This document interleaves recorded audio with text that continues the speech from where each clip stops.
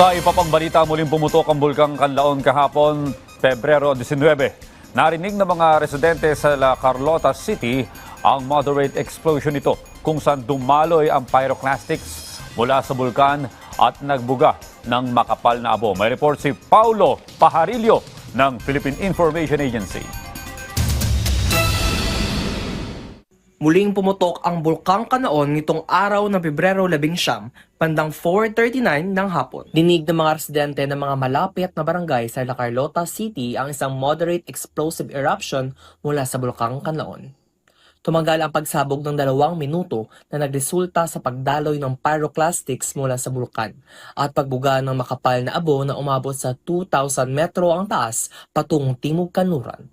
Patay sa pinakahuling ulat, apektado ng ashfall at matapang na amoy asopre ang La Carlota City, lalo na sa mga barangay ng Araal, Cubay, Nagasi, San Miguel, Lagrana at Malabag. Sa pangunguna ni Mayor Jose Luis Halandoni, agad na nagpulong ang mga miyembro ng La Carlota City Disaster Council para sa koordinadong aksyon.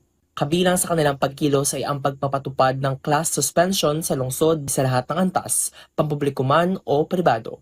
Samantala, ayon kay Canlaon City Mayor Jose Batchoc Cardenas, kung saan matatagpuan ang bulkan, naka-standby na ang mga rescue vehicle sa Pasayao grounds at naka-high alert ang mga emergency response teams para sa anumang posibleng emerhensya o paglikas. Ipinahayag ng PHIVOLCS na nanatili ang alert level 2 sa Bulkang Canlaon. Mahigpit ding pinagbabawal ang pagpasok sa loob ng 4-kilometer permanent danger zone sa paligid ng bulkan.